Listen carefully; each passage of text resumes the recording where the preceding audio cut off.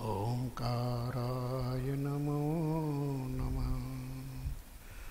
अर्हन्तो मंगलं नित्यं सिद्धा जगति मंगलं मंगलं साधव सर्वे जैन धर्मोस्तु मंगलम् मंगलं देव सर्वज्ञं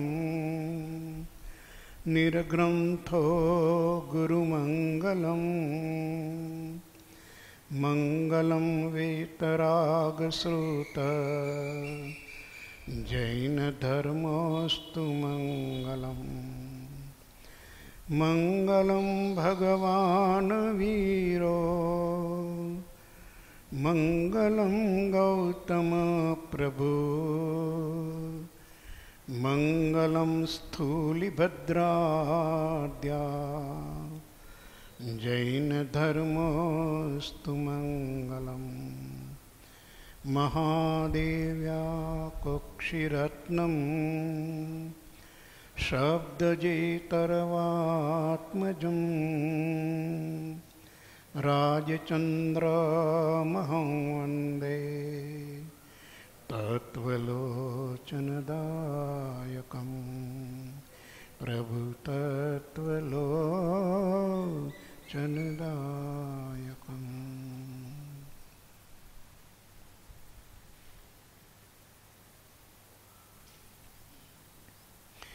શ્રીમદ રાજચંદ્ર જ્ઞાન મંદિર રાજકોટ, રવિવાર તારીખ 14 જૂન 2015.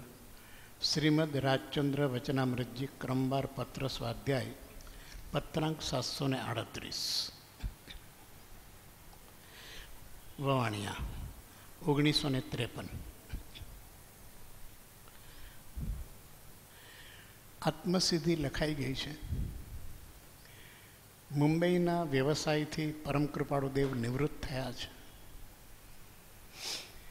નિવૃત્તિનો પૂર્ણ યોગ છે અને જ્ઞાનનો પણ પૂર્ણ યોગ વર્તે છે.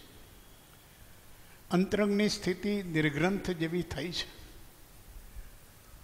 અને હવે એ જે વ્યવહારનો ઉદય હતો એ સમાપ્ત થતા એ ઉદયનો ગર્વ મટ્યો છે.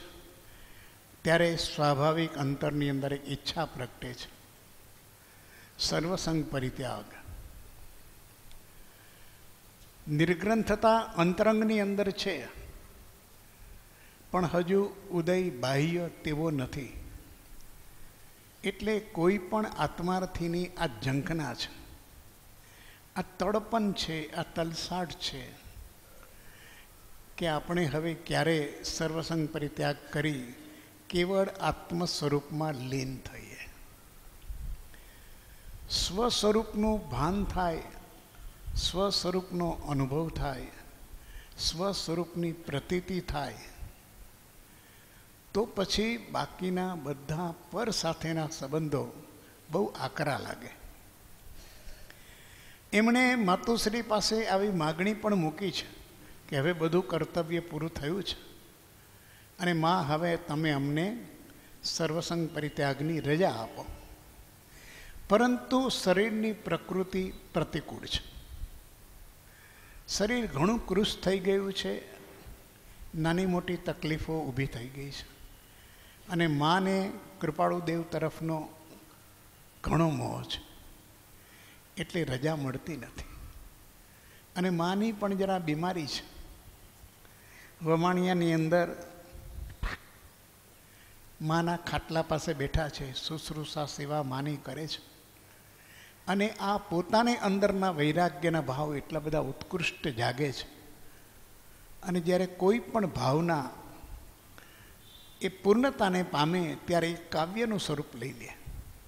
લાગણીઓ બધી વ્યક્ત થાય એ કાવ્યમાં અને એક અદ્ભુત પદની રચના થઈ. અપૂર્વ અવસર એવો ક્યારે આવશે? ઝંખના છે કે હવે અમારા જીવનમાં બાકીનું બધું તો પૂરું થયું, અમે અંતરંગ નિર્ગરતા પ્રાપ્ત કરી પરમાત્મા સ્વરૂપ થયા. આત્મસિદ્ધિ જેવું શાસ્ત્ર એક તીર્થંકરનો જીનનો માર્ગ પ્રબોધ્યો, પણ હવે અમારા જીવનમાં સ્વસ્વરૂપની સાથે એકરૂપ થવા માટેનો આવો અવસર જે ધોરી માર્ગ જિનેશ્વર પરમાત્માએ કહ્યો છે એ ક્યારે આવશે? એની ઝંખના એટલી બધી તીવ્ર છે, એટલે એ ખાટલા ઉપર બેઠા બેઠા, માના પાસે ખાટલા ઉપર બેઠા બેઠા આ પદ લખાય છે. અધ્યાત્મ જગતના 1000 વર્ષના ઇતિહાસમાં આ પદની તોલે આવે એવું એક પણ પદ, કૃતિ, રચના હજુ થઈ નથી. એમાં જૈન શાસનનો આત્મિક ઉદ્ધારનો જે 14 ગુણ સ્થાનકનો આરોહણનો માર્ગ છે, એ આરોહણનો માર્ગ એવો કંડાયરો છે કે દાર્શનિક ભાષા નથી રાખી, ભાષા મુમુક્ષુની છે. મુમુક્ષુને સમજાય, મુમુક્ષુ પકડે. ભાષા ભાવની છે, દર્શનની નથી. સમજવાનું આપણે પણ ભાવથી જ રહેશે. કેટલા ઉત્કૃષ્ટ ભાવો જીવનની અંત સ્થિતિ, એટલે જેને કંઈ મોક્ષની છેલ્લું પગથિયા સુધી પહોંચવા માટે જે ક્રમશઃ છે, એ કેવી રીતે ભાવધારા આગળ વધે છે. અને વ્યવહારની અંદરની જે કાંઈ મુશ્કેલીઓ છે એની સાથોસાથ એ ભાવધારાનો સમન્વય કૃપાળુદેવે એટલો સુંદર રીતે કર્યો છે કે સામાન્ય તત્વજ્ઞાનની પરિભાષાથી અપરિચિત હોય કદાચ કોઈ, કે બહુ શાસ્ત્રોનો અભ્યાસ નથી, અને અમને આવું તત્વજ્ઞાન 14 ગુણ સ્થાનકનું કેદી સમજાય? કેમ કે એમાં તો કર્મ પ્રકૃતિ કહીને કયા ગુણ સ્થાનકે કઈ પ્રકૃતિનો ક્ષય થાય, કેટલી બાકી રહીએ, કેટલા પ્રમાણમાં રહીએ, એના ભેદ શું, એના અભેદ શું, ઘણું થાય. એમાંથી તો એ ક્યારેય પોતાનું ચિત્ર સ્પષ્ટ કરી શકે નહીં. પણ પરમ કૃપાળુ દેવની કૃપા છે, એમણે તો આપણી ભાવની ભાષા મૂકી છે કે એક એક પગલું અમારે સિદ્ધત્વની નજીક જવું છે. અને સિદ્ધત્વની નજીક એક એક પગલું જવું છે તો વ્યવહારિક તકલીફો કેવી રીતે છે અને એને કેવી રીતે પાર કરવી, આ વાતનું સુંદર બયાન આ પદની અંદર છે. અદ્ભુત પદ છે. સાંભળતા થાકીએ નહીં, ગાતા થાકીએ નહીં, વિચારતા પણ થાકીએ નહીં, એવું ઉત્કૃષ્ટ પદ છે. ગાંધીજીને પાછળથી પદ મળ્યું, એણે એમની રોજની ભજનાવલીમાં સમાવેશ કર્યો. અને આફ્રિકાથી 1915માં રાજકોટ આવ્યા, ત્યારે રાજકોટ જંકશનથી ચાલીને સીધા સમાધિ મંદિર ગયા.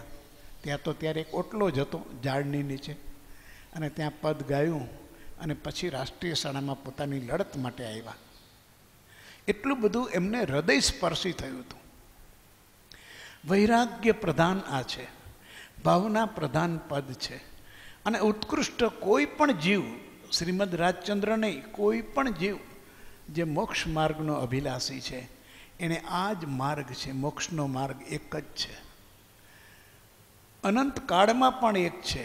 એ એક માર્ગની વ્યવહારિક સ્વરૂપ શું છે એ આ પદની અંદર કૃપાળુદેવે સાદા શબ્દોમાં પણ ઉત્કૃષ્ટ ભાવો સાથે એની ગૂંથણી કરી છે. ઢાળ પણ સરસ છે. અને પદની અંદરના ભાવોની આપણે વિચારણા કરીએ. સામાન્ય રીતે આપણે સ્વાધ્યાયની અંદર પત્રો જ આગળ લઈ લઈએ છીએ, કેમ કે આ લેવાયું છે. આના ઉપર પર્યુષણમાં 8 પ્રવચનો થયા છે, પણ ઘણો વખત થયો અને મુમુક્ષુઓની એવી ભાવના કે નાના આ લ્યો છો તો ક્રમની અંદર હવે આ પદને ડ્રોપ નહીં કરશો, આગળ વધીએ. એટલે આપણે હવે આ પદનું શરૂઆત કરીશું. જેટલા સપ્તાહ ચાલે એ ચાલશે. પદ પ્રારંભ કરીએ, પણ સૌને પરિચિત છે તો આપણે પેલી ગાથા સમૂહમાં બોલીએ. અપૂર્વ અવસર એવો ક્યારે આવશે, ક્યારે થઈશું બાહ્યાંતર નિર્ગ્રંથ જો, પ્રવાસ બંધનું બંધન તીક્ષ્ણ છે દિને, વિચરશું કવ મહત પુરુષને પંથ જો, પૂર્વ અવસર એવો ક્યારે આવશે. કેવી ઝંખના છે અંદરમાંથી, કેવો વૈરાગ્યનો ધ્વનિ પ્રકાશે છે, અદ્ભુત ભાવોની ગૂંથવી છે. અપૂર્વ અવસર એવો ક્યારે આવશે? અરે 4 ગતિના ભ્રમણમાં ઘણા અવસરો આવી ગયા છે. ઇન્દ્રના અવસર આવ્યા છે, ચક્રવર્તીના આવ્યા છે, રાજા ધીરાજના આવ્યા છે, નગર શેઠના આવ્યા છે. અનેક પ્રકારની યોનિની અંદર, અનેક પ્રકારની ગતિની અંદર, અનેક પ્રકારના દેહ ધારણ કર્યા છે. પદ વદવી, પ્રતિષ્ઠા, કુટુંબ, સંયોગ, સમૃદ્ધિ, સંપત્તિ, પદ પદવી, આ બધું પ્રાપ્ત કર્યું છે. પણ એક અવસર અનંતના પરિભ્રમણમાં જીવને પ્રાપ્ત થયો નથી. કયો અવસર પ્રાપ્ત થયો નથી? શું હજી સુધી મળ્યું નથી? કયું પદ હજી સુધી આપણે મેળવ્યું નથી? કયો અવસર આપણા જીવનમાં આવ્યો નથી? મહામૂલા અવસર આવ્યા છે.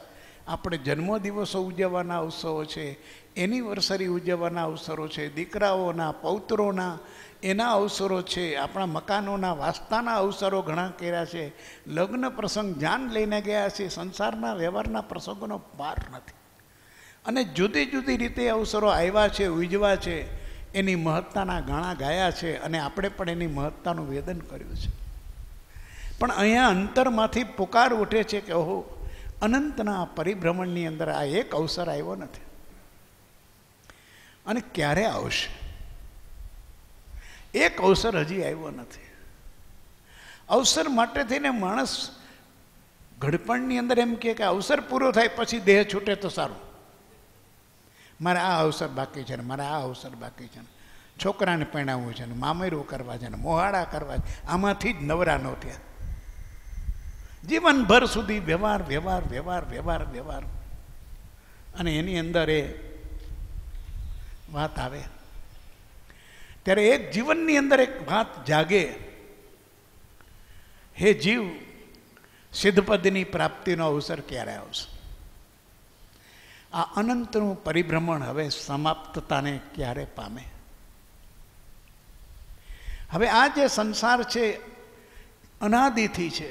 જીવને કર્મનો સંયોગ અનાદિથી છે, તેથી કરીને જીવને સંસારનો સંયોગ પણ અનાદિનો છે. આ અનાદિનો સંયોગનો અંત કેમ આવે?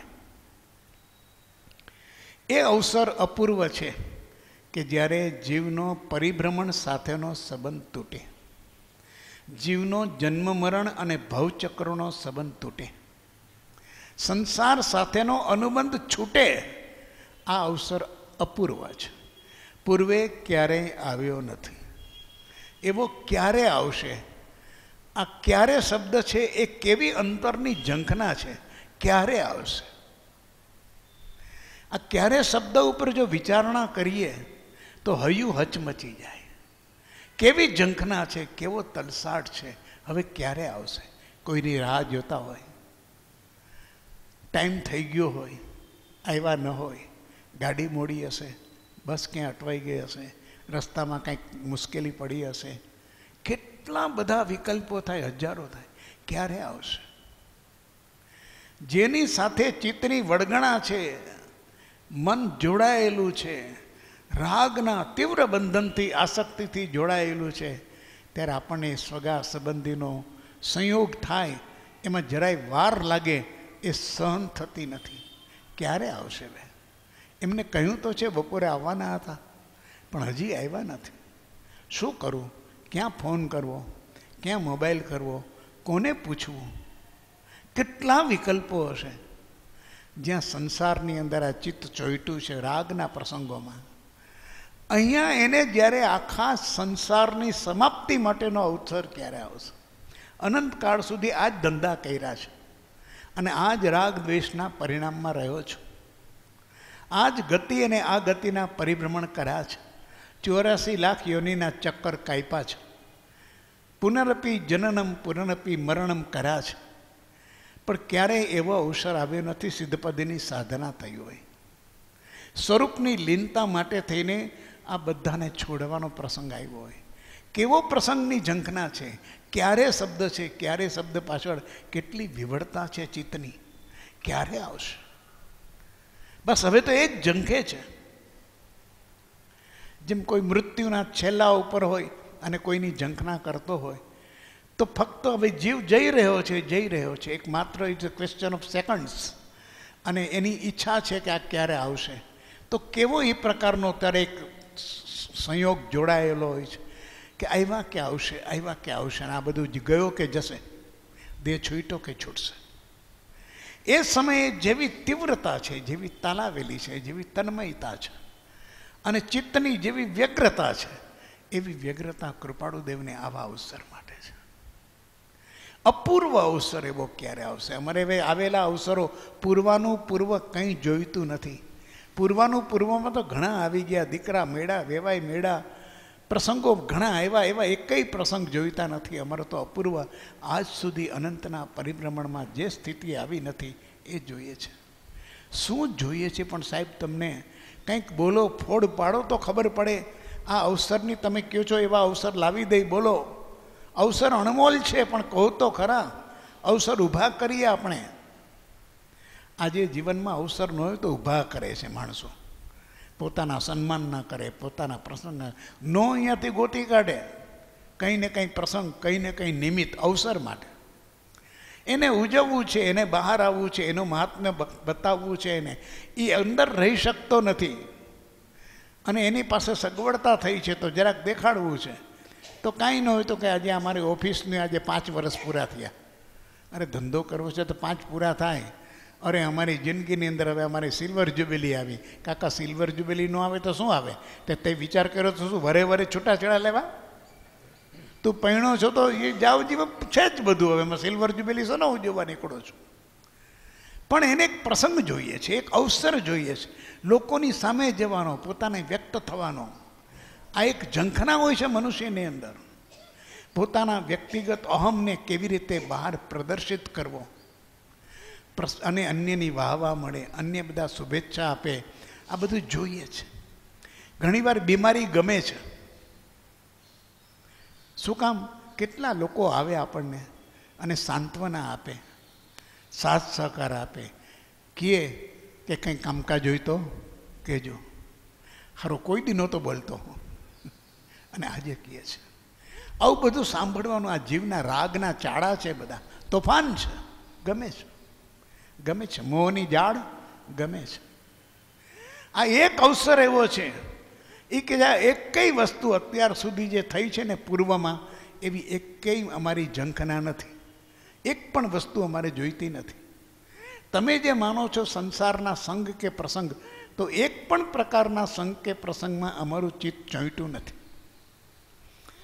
ક્યારે થઈશું બાહ્યાંતર નિર્ગ્રંથ? જો અવસર તો એ જોઈએ છે. ક્યારે આવશે? અને તરત કહે છે કે ક્યારે થઈશું. અમારે થવું છે, નિર્ગ્રંથ થવું છે. બાહ્ય અને આભ્યંતર. બાહ્યની જે કંઈ ગાંઠ છે, સંપત્તિ, પદ, પદવી, કુટુંબ, પરિવાર, બધા બાહ્ય ગ્રંથિઓ છે. એનાથી આ જીવ જોડાયેલો છે. ઘર, ક્ષેત્ર, વાડી, વસ્તુ, સોનું, રૂપું, ચાંદી, બધું અનેક પ્રકારના બાહ્ય પરિગ્રહ છે. અને આભ્યંતરમાં પણ રાગ દ્વેષના પરિગ્રહ છે. કશાય ન કશાયના પરિગ્રહ છે. માન્યતા એટલી પ્રકારની છે, એના પણ પરિગ્રહ છે. સ્વચ્છંદના પરિગ્રહ છે. આ બધા પ્રતિબંધો છે, એ બધા અનેક પ્રકારની ગ્રંથિઓ જોડાયેલી છે. ક્યારે થઈશું બાહ્યાંતર નિર્ગ્રંથ? જો અમે આ બધી લપથી, આ ઝાડથી, આ વળગણથી ક્યારે છૂટશું? આ ઝંખના છે. અમારે આ અવસર જોઈએ છે. અપૂર્વ અવસર. સાહેબ શેનો અવસર જોઈએ છે? પણ તમારે શું છે? બોલો તો ખરા. શું તમારી અધૂરી ઈચ્છા છે? પૂરી કરીએ. તો કે અમે એમાં કોઈ પૂરી કરી શકે એમ નથી. અમારે કરવાની છે. આ અવસરની પ્રાપ્તિ અમારે કરવાની છે. કોઈના ઉપર આધારિતા નથી. અમારે બાહ્યાંતર નિર્ગ્રંથ થવું છે. કોઈ કંઈ કરે એમાં કંઈ થવાનું નથી. આ સંયોગનો પ્રશ્ન નથી. આ વૈરાગ્યનો પ્રશ્ન છે. આ વિરતિનો પ્રશ્ન છે. સ્વયં છૂટા થવું છે. જગતના પદાર્થો, એની સાથે મોહની જે વળગણા છે, એનાથી સ્વયં છૂટા થવું છે. ક્યારે થઈશું? બાહ્યથી અને અભ્યંતરથી. અહીંયા જગતની અંદર બે વસ્તુ બને છે, કોઈ બાહ્યથી જલ્દી છૂટા થઈ જાય છે, અભ્યંતરથી અનેક ભવ થતાં છૂટા થઈ શકતા નથી. ક્યારેક બાહ્યથી એવું પરાક્રમ કરી નાખે કે ઘર બાર કુટુંબ ધંધો ધાપો બધું કરોડો રૂપિયા બધું છોડીને નીકળી જાય, ધજાગરો થાય, દુનિયાભરની અંદર એની ધજા ઊંચી ચડે, સિદ્ધિ પ્રસિદ્ધિના બરોબર તાઇફાઓ થઈ જાય, કેટલો થાય, બાહ્ય થાય. અને પછી અભ્યંતર માટેનો પ્રયત્ન શરૂ થાય, થાય કે ન થાય. અભ્યંતર ગ્રંથિ છૂટવી બહુ આકરી વાત છે. બાહ્ય એ તો સેજે થાય, હુંપતથી પણ થાય, અહમ ભાવ આવે તો પણ થાય, માન કસાઈથી પણ થાય, ગચ્છના અભિમાનથી પણ થાય, ગુરુના રાગ દ્રષ્ટિથી પણ થાય. એમાં કંઈ નવું નથી. બાહ્ય ત્યાગ થવો ગમે તે કારણ બની શકે છે. અભ્યંતર નિર્ગ્રંથતા આવવી એ પોતાની વિરતિના પરિણામ ન હોય તો ન આવે, એ કોઈને કારણે ન આવે, એ પોતાનું જ પરિણમન છે, વિરતિનું પરિણમન છે, વૈરાગ્યનું પરિણામ છે, પોતાના ચિંતનનું પરિણમન છે, પોતાનું જે જ્ઞાન છે એનું પરિણમન છે. જ્ઞાનનું ફળ વિરતિ છે, અને જ્ઞાન બરાબર ન હોય તો વિરતિનું પરિણમન થશે નહીં. એટલે બાહ્ય ત્યાગ હોય તો પણ આંતરિક ત્યાગ આવે કે ન આવે. એટલે કૃપાળુદેવે મતાર્થીના લક્ષણમાં કીધા છે કે બાહ્ય ત્યાગ પણ જ્ઞાન નહીં, તે માને ગુરુ સત્ય. જીવ હજી તો બાહ્ય ત્યાગવાળાને જ પકડીને બેઠો છે, અને એને સત્ય ગુરુ માનીને બેઠો છે. એને તો ગુરુ તત્વની પણ હજુ ઓળખાણ નથી કે ગુરુ તત્વનું સાચું લક્ષણ શું. તો કે આત્મજ્ઞાન ત્યાં મુનિપણું તે સાચા ગુરુ હોય. મુનિપણું આંતરિક અભ્યંતર નિર્ગ્રંથતા હોવી જોઈએ. અભ્યંતર એ મુનિપણું છે. મૌન છે, મન વચન કાયાના યોગ મૌન થઈ ગયા છે, જેના કોઈ પ્રવૃત્તિ નથી, બાહ્ય તરફનો એનો કોઈ વ્યાપાર નથી. અષ્ટપ્રવચન માતા સ્વીકારી લીધી છે, ગુપ્તિ એ ધર્મ છે અને સમિતિ એ અપવાદ છે. આવું અદ્ભુત જેનું ચારિત્ર છે એવું એને અભ્યંતર એ ત્યાગ એનો છે. એ સાચો ગુરુ છે. ગુરુ તત્વની ઓળખાણ આ છે. પરમાર્થ માર્ગમાં આ ગુરુ જોઈએ. કૃપાળુદેવે આત્મસિદ્ધિની અંદર એ બતાવ્યું છે. અહીંયા એ કહે છે કે અમારે પણ ક્યારે થઈશું બાહ્યાંતર નિર્ગ્રંથ. અહીંયા પરિસ્થિતિ ઉલટી છે, તદ્દન ઉલટી છે, લોકની રીતથી વિરુદ્ધની છે. એટલે જગતના જીવોને સમજવામાં આવતી નથી કે અહીંયા અંતરંગ નિર્ગ્રંથતા પહેલાં આવી ગઈ છે, અને બાહ્ય નથી એની ખેવના છે, એની તીવ્રતા છે, એની ઝંખના છે, એની તમન્ના છે. અંતરંગ તો છે, અંતરંગ નિર્ગ્રંથ જેવું છે. અમે સહજાત્મ સ્વરૂપે જીવીએ છીએ. અમારો આત્મભાવ ક્યાંય મન મેળ થવા દેતો નથી. અમે પરમાત્મા સ્વરૂપ થયા છીએ. અવિષમ ભાવે નિરંતર ચૈતન્યની ધારા વહે છે. અવિચ્છિન્ન રૂપની અંદર એવો અમારો અનુભવ છે. અરે કેવા કેવા એના શબ્દો છે.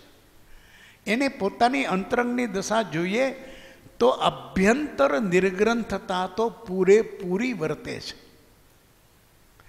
જગતની અંદરનું એક અદ્ભુત આ ચરિત્ર છે. લોકાપવાદ છે. લોકોની અંદર બાહ્ય ચરિત્ર જોવા મળે છે, અભ્યંતર માટે પ્રયત્ન કરે છે, પણ ક્યાંય પહોંચાતું નથી, ટૂંકા પડે છે. ગચ્છનો પનો ટૂંકો પડે છે, સંપ્રદાયનો પનો ટૂંકો પડે છે, ગુરુઓ કાચા પડે છે, નથી પહોંચાતું. સંયોગો પરિપૂર્ણ થતા નથી કે બાહ્યનો કદાચ કોઈ પરાક્રમ કરીને સર્વસંગ પરિત્યાગ કરે તો અભ્યંતર પામશે જ, એવા સંયોગો નથી. ક્યારેક કાળ પ્રતિકૂળ છે.